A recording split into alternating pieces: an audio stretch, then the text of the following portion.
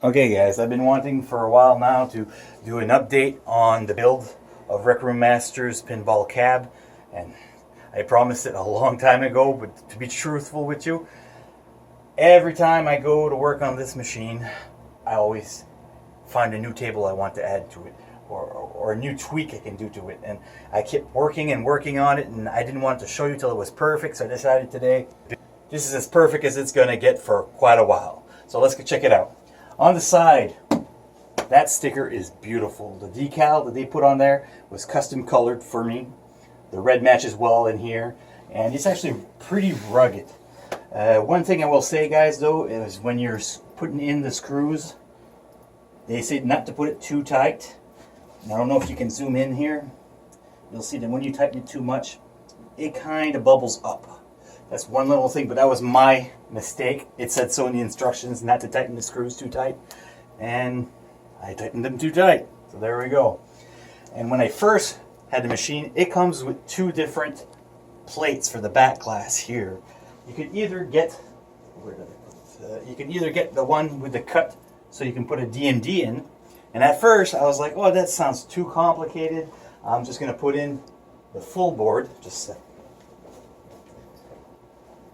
And the full board was on there for quite a long time. I had this one in its place. But the problem with the full board, and you're going to have to take this into consideration next if you want to build one of these, okay? If you go with this and you're playing a pinball game, that means your DMD is all the way up on this screen on the top. So when you're playing a ball, your head is leaning down to watch the game, and that's that much further your head has to go up. You can't even... Once you're looking at a DVD on the back glass, you can't watch your ball at the same time. So I found it very important to get that DMD installed. So I went and I splurged that extra bit of money. And if you do the mistake that I've done, is when I installed this one, I was so sure I wasn't going to put a DMD, that I threw out that extra plate they gave me. So I had to order another one in. That took a little while and cost me a little bit more extra, but now I got the DMD installed, and it was actually a lot easier than I thought it was going to be. It was pretty much plug and play. So if you come to the front here, I'm going to show you all the buttons on here light up. The exit key is actually escape key that's programmed in it, which is kind of nice because on my other arcade I had a button that I had to program to be escape because they wouldn't do it on the tank stick. Long story anyways. And it runs an iPack, so it's very smooth. All the buttons work really fast. There's no delay whatsoever. And right now I'm running the AC/DC table. As you can see, it's very beautiful. I got the exact same monitor that they recommended for the playfield online, and that's very important because I don't know if you saw another video online that he put his own TV in there, and what happened is the power button was on the bottom of the TV, so he had to drill a hole on the side of his cabinet. I didn't want to do that, didn't want to risk it, so I got the one they recommended. It wasn't that expensive, it was $300 I believe, at $349.99 or something like that. And it's beautiful and it works great. It works at 60 Hertz, so there's no problem there. But when it came to the back glass, I decided to use the one I had at home already, which was a 32-inch or 34-inch screen I had. It's not the one they recommended. So I had a big, huge gap between the board and the back glass. You could actually see inside the cabinet. And in order to fix that, what you see there, that little black piece of wood behind the glass, it's not actually a piece of wood. It's a blind. I just bought and cut a piece of vertical blind that was black, put it in there, laid it down, and it works perfect. It looks fabulous. If you ask me, it should come with the kit, just in case you do that. And another thing that I custom made with it is I added a little visor below my DMD, because this DMD is so bright that the reflection on the screen sometimes makes it hard to see the ball. So just adding this little piece here stops it from reflecting as much. You still see it, but it's not as bad.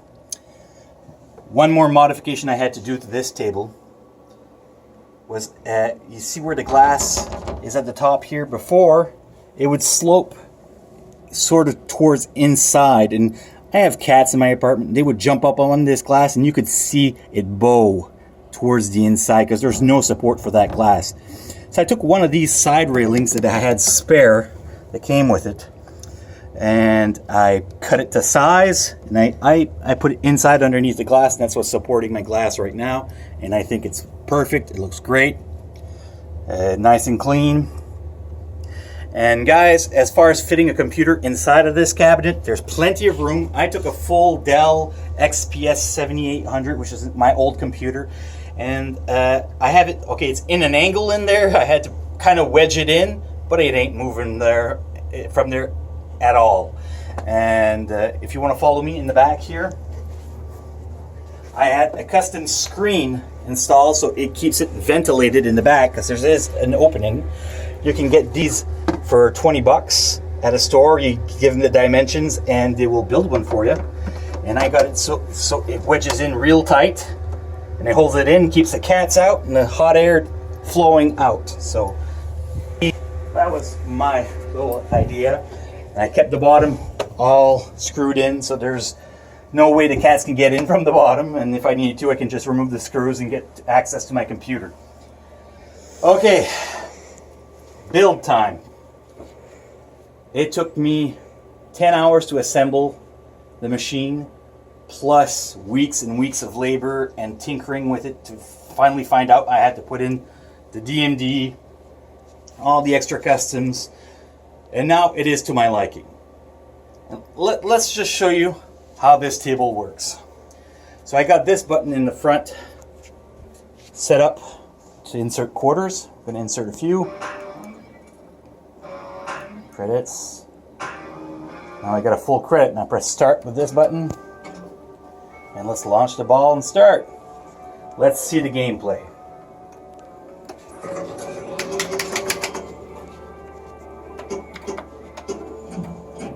Very responsive, clear, high def. This is running VPX right now, which is Visual Pinball 10.5. Oh, there we go. Launch the cannon. Boom. Oh, I missed the bell. There we go. And this AC/DC Premium LE or limited edition 1.5 is beautiful. You could not get a better AC/DC version out there. This is full HD. It's by far my favorite table I got. When people come to see my pinball table, this is the one I want to show them. It has so many customizations on it. Super beautiful. Okay, right now I'm not playing at my best because I'm just showing you a demo.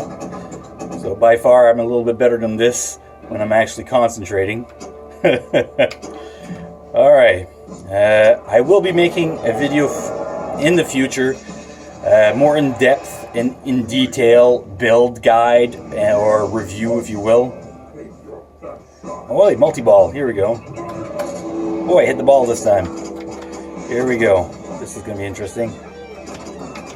Woohoo!